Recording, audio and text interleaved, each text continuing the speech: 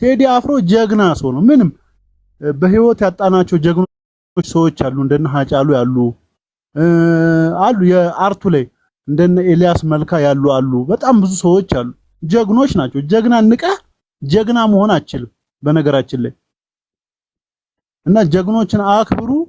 ቴዲ አፍሮ እንጠብቋለን። በነገራችን ላይ የሚጠሉት ራሱ ይጠብቁታል። የሚጠሉት ቴዲ አፍሮ የሚጠሉት ራሱ ቢኖሩ አልበሙን ይጠብቁታል። ለምን? ሙዚቃ የዓለም ቋንቋ ነው። የዓለም ቋንቋ ከሆነ ደግሞ ቋንቋውን እንኳን ፊደሉን ባሰማው ቢያንስ ቢቱ ያስማማሃል። እና እኔ ማስበው እንደዛ ነው። ቴዲ አፍሮ ይቅናው ነው የምለው።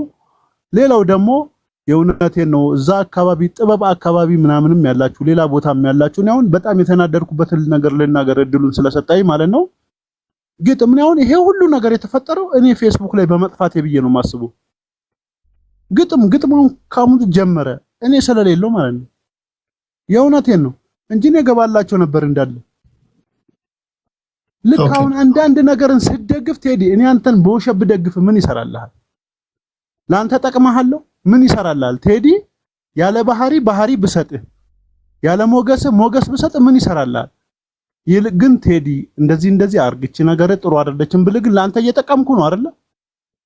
ሆይ አሁን ቴዲ ብዙ ጊዜ አካሄዱ ቴዲ አፍሮ እንደዛ ነው። በቃ የሥርዓቱ ላይ ምን ላይ እንጂ ህዝብን ቴዲ አፍሮ እስኪ ይሄን ህዝብ ሰርቧል፣ ይሄን ጦርነት ደግፏል፣ ይሄን እንደዚህ አድርጓል የምትለው አለ?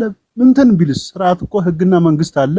እንግዲህ እልፍ ያለ ነገር ካለ ህግ ይጠይቋል፣ በህግ የሚያስጠይቅ ከሆነ። እንደ አርት ግን ቴዲ አፍሮ ማን ነው የሚጠራጠረው? ኦኬ ማንስ ነው የሚደርስበትም የለም። ኦኬ እሺ፣ ወደ ሚኒሊክ ፋኖ ሊድ። ሚኒሊክ ፋኖ ምን ትላለህ? ሰላም ብያለሁ። ያው እንደተለመደው ቴዲን አምባገነን ስርዓቶች ሰፕሬስ ወይ የሱን ድምጽ ለመጫን ሲሞክሩ የመጀመሪያው አይደለም፣ ስናየው ነበረ ነው። ቴዲ በዘፈኖቹ የኢትዮጵያን ታሪክ፣ የኢትዮጵያን ማንነት፣ የኢትዮጵያን ነገስታት ግሎሪፋይ ያደርጋል።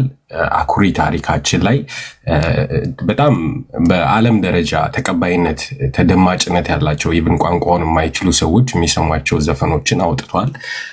ይሄ ደግሞ ከኢትዮጵያ ጥንታዊ ማንነት፣ ከኢትዮጵያ ነገስታት፣ ከኢትዮጵያ ታሪክ